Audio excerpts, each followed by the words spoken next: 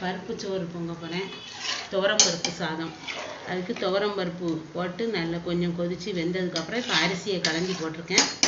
இப்போ அரிசி போட்டிருக்கேன். இதில் வெங்காயம், ஒரே ஒரு பச்சை மிளகாய், இது வந்து சின்ன வெங்காயம் போட்டிருக்கேன்.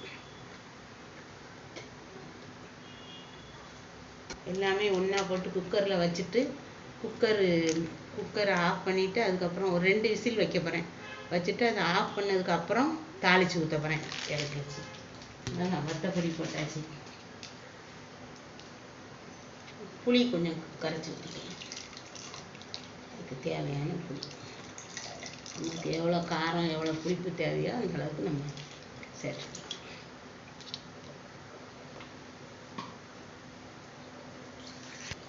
கல் உப்பு சேர்த்துக்கலாம். கல் உப்பு மட்டும் சாதத்துக்கு எவ்வளோ தேவையோ அந்த அளவுக்கு சேர்த்து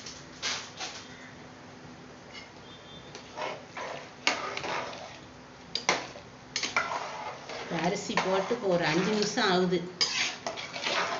பொடி அரிசினா விசில் குறையா வச்சுக்கலாம். கொஞ்சம் பர அரிசியாக இருந்தால் பார்த்துக்கணும். எனக்கு வந்து இது பொடி அரிசி, அதனால் ஒரு விசில் தான் நான் வைக்க போகிறேன். ஏன்னா ஏற்கனவே சோறு கொஞ்சம் இதாகிட்டு வெந்துட்டு கொதிச்ச மாதிரி வெந்துட்டு மசாலாலாம் போட்டு ஒரு விசில் தான் வைக்க போகிறேன். குழஞ்சிடக்கூடாது. இப்போ உப்பு காரம் எல்லாம் சரி ஆகிட்டு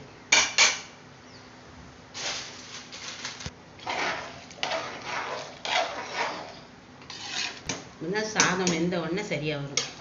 உப்பு வந்து இப்போ நம்ம வாயில் வச்சு பார்க்கும்போது உப்பு வந்து கொஞ்சம் நல்லா உரைக்க மாதிரி பார்த்துக்கணும். இப்போ இதில் தேங்காய், வெள்ளைப்பூடு, சீரகம் 3 வச்சு பரபரன்னு மிக்சியில் பல்ஸ் மோடில் திரித்து வச்சுருக்கேன். அதையும் சேர்த்துருக்கேன். திருவி போடுறதா இருந்தாலும் போடலாம். திருவ முடியாதவங்க இப்படி போட்டால் நல்லா.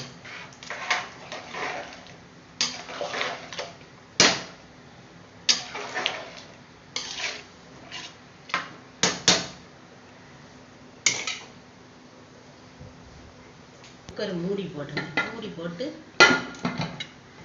ஒரு விசில் வச்சு ஆஃப் பண்ணிவிட்டு அதுக்கப்புறமா தாளித்து ஊற்றிக்கலாம். இதுக்கு வந்து கத்திரிக்காய் பச்சடி வைக்க போகிறேன். கத்திரிக்காய், தக்காளி பழம், ஒரு பச்சை மிளகாய் வெட்டி வச்சுருக்கேன், அதையும் சேர்த்துக்கலாம். சின்ன வெங்காயம் நறுக்கி வச்சுருக்கேன், அதையும் சேர்த்துக்கலாம். மாங்காய் கொஞ்சமாக நறுக்கி வச்சுருக்கேன். அந்த மாங்காயை இது காயெல்லாம் கொதித்து தேங்காய் சேர்க்கறதுக்கு கொஞ்சம் நேரத்துக்கு முன்னாடி சேர்த்துக்கலாம். இப்போவே போட வேண்டாம். கத்திரிக்கி முருங்கைக்காய் இருந்தால் சேர்த்துக்கலாம். முருங்கைக்காய் இல்லை, அதனால் நான் கத்திரிக்காய், தக்காளி, மாங்காய் 3 தான் போட போகிறேன். இருந்தால் முருங்கைக்காயும் போட்டால் நல்லாயிருக்கும். இப்போ புளி, அதுக்கு தேவையான கொஞ்சமாக புளி. ஏன்னா தக்காளி போட போகிறோம், மாங்காய் போட போகிறோம். அதுக்கு நமக்கு புளிப்பு எவ்வளோ தேவையோ அவ்வளோ போட்டுக்கலாம். பச்சடிக்கு தேவையான வத்தல் பொடி சேர்த்து உப்பு சேர்த்துக்கலாம்.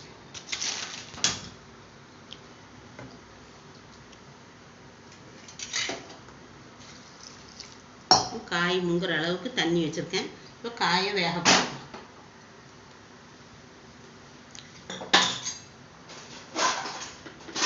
மூடி வச்சு காய் நல்லா கொதித்து வேகணும். ஒரு விசில் வச்சு குக்கர் ஒரு விசில் அடிச்சுட்டு அடுப்பை ஆஃப் பண்ணி வச்சுட்டேன். இப்போ பச்சடிக்கு பார்க்கணும். பச்சடிக்கு காய் நல்லா வெந்துக்கிட்டு இருக்கு. இந்த ஸ்டேஜில் நம்ம மாங்காயை சேர்த்துக்கலாம். மாங்காய் நறுக்கி வச்சுருக்கேன். ரொம்ப புளிப்பு இல்லாத மாங்காய் தான்.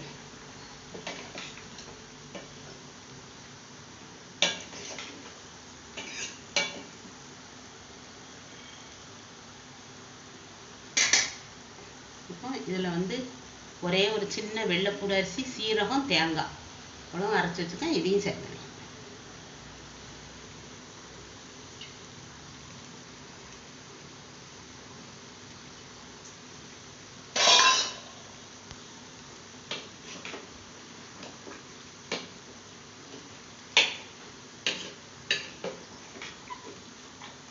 இந்த ஸ்டேஜில் நமக்கு காரம், உப்பு, புளிப்புலாம் சரியாக இருக்கான்னு நம்ம பார்த்துக்கலாம். புளிப்பு வந்து நிறைய சேர்க்க வேண்டியதில்லை, பார்த்து நமக்கு தேவையானது சேர்த்துக்கலாம். ஏன்னா ஒரு தக்காளி பழம் நறுக்கி போட்டிருக்கேன், கொஞ்சம் மாங்காய் சேர்த்துருக்கேன், அதனால் அதுக்கு தகுந்தால புளி தான் ஊற்றிருக்கேன். காரத்துக்கு தகுந்தபடி புளி, உப்பு மட்டும் சேர்த்துக்கேன். கொஞ்சம் உப்பு காணாது, உப்பு சேர்த்துக்கிறேன்.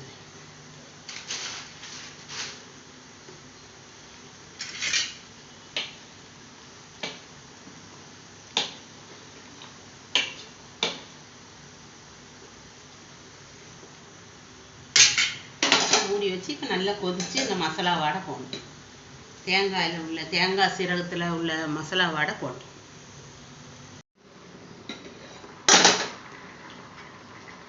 பச்சடி வந்து ரெடி ஆகிட்டு,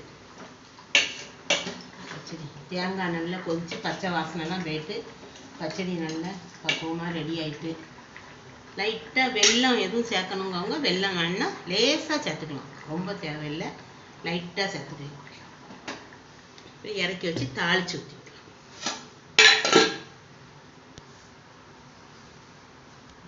பச்சடிக்கு தாளிச்சுக்கலாம்.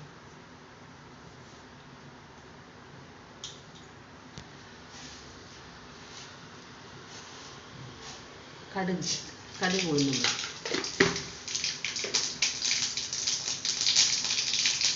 கடுகு பொரிஞ்சிட்டு கருவேப்பிலையும் வெங்காயம்,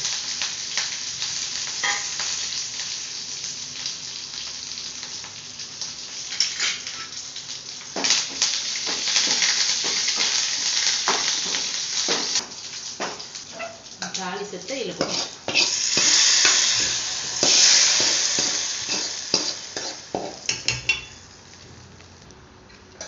பச்சடி ரெடி ஆகிடும்.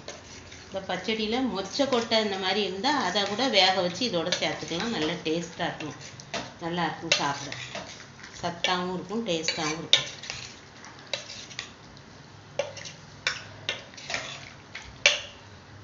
பச்சடி ரெடி ஆகிட்டு முடிச்சு குக்கரில் நல்லா ஆவி போயிட்டு இப்போ திறந்துடணும். நான் ஒரு விசில் தான் வச்சேன், பக்குவம் சரியாக இருக்கும். பொடி அரிசி சாதம் குழஞ்சிடக்கூடாதுன்னு ஒரு விசில் வச்சேன், கரெக்டாக இருக்குது. இப்போ தாளிச்சுக்கலாம்.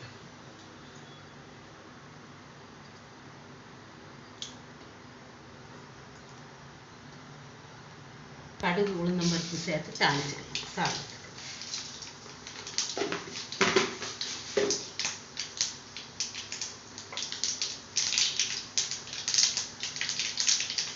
கடுகு நல்லா வெடிச்சுட்டு கொஞ்சம் வெங்காயம், கருவேப்பிலை, சின்ன வெங்காயம் தான் சேர்த்துக்கணும். கொஞ்சம் காயப்பொடி, ஏற்கனவே பருப்பில் காயப்பொடியும் மஞ்சப்பொடியும் போடுறேன், இப்போ கொஞ்சமாக காயப்பொடி வேணால் போட்டுக்கணும். போட்டால் கொஞ்சம் வாசனையாக இருக்கும் சாதம். ரெடி ஆகிட்டு சாதத்தில் சேர்த்து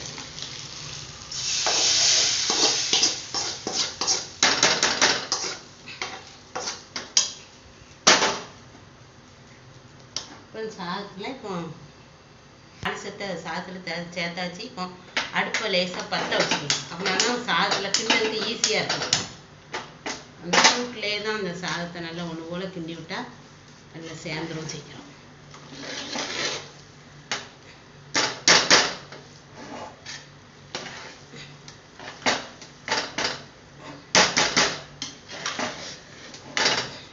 பொடி அரிசிங்கிறதுனால நல்லா குழைவாக வந்திருக்கு. பருவம் அரிசினா நீங்கள் எவ்வளோ விசில் வைக்கணுமோ வச்சுக்கோங்க. இதே ஒரு விசிலே நல்லா குழைஞ்ச மாதிரி இருக்குது, சாப்பிடல சரியாகும்.